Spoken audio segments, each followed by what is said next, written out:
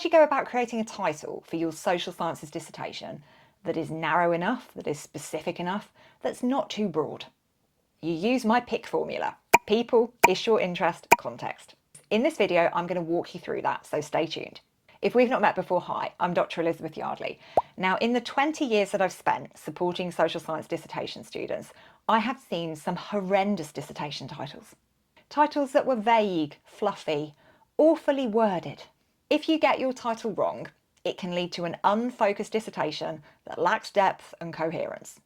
On the other hand, a strong, focused title can save you a lot of time and frustration, and it can help you keep your research on track.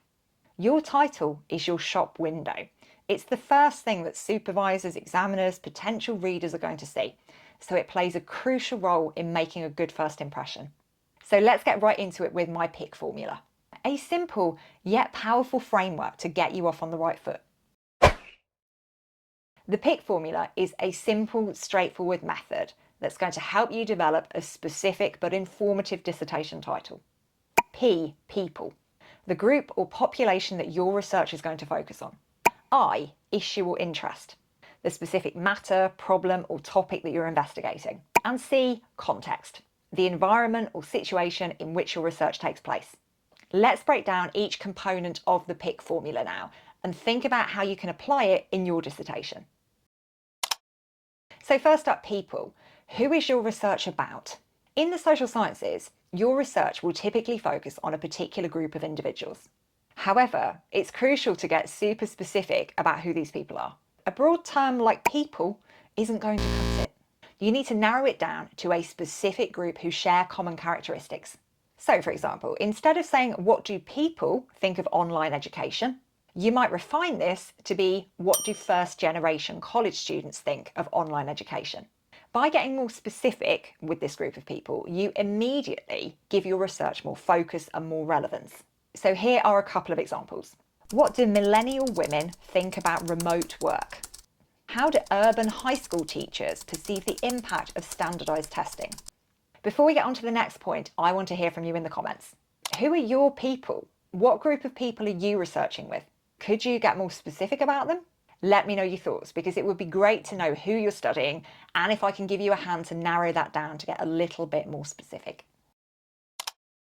Next up, issue or interest. So what is the core focus of your research? This is a specific problem, phenomenon, area, matter, topic that your research is going to explore. In the social sciences, issues can be things like social justice, inequality, public policy, community dynamics. Alternatively, your research might focus on a particular interest, such as a cultural practice, a social behaviour, an organisational strategy, a hobby, a sport.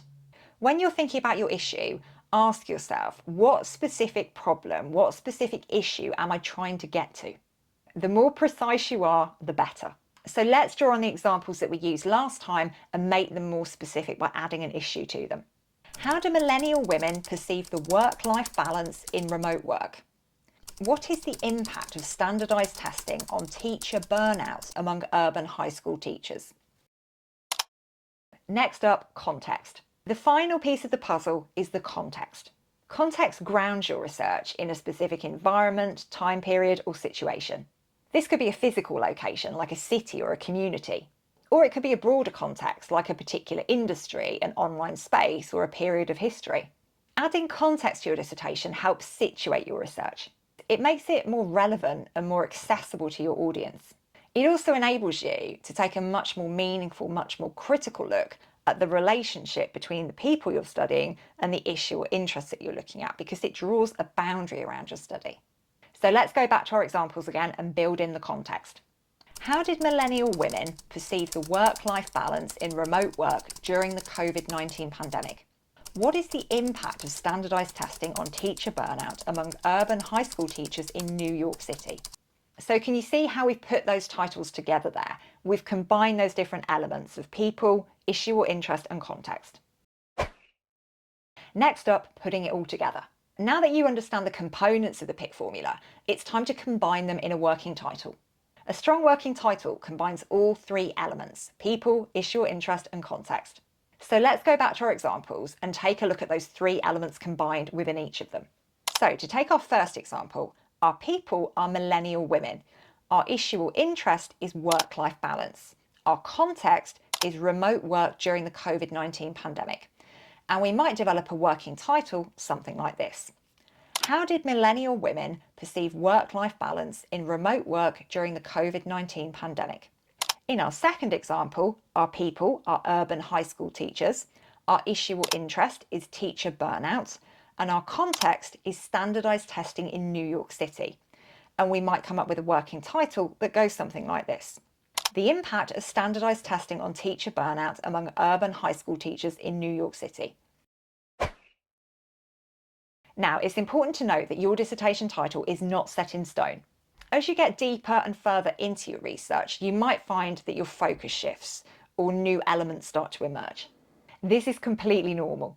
Your working title should act as a guide, but it should also be flexible enough to evolve as your research progresses. So, to take one of our examples, you might get into your literature review and you might discover that somebody's profession is actually quite an important factor. So you might want to focus on millennial women who are employed in a particular profession, like law or finance.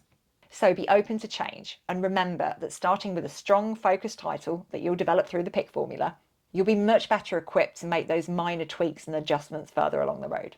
Popping up on your screen right now is another video that you'll find helpful if you're in the planning stages of your research.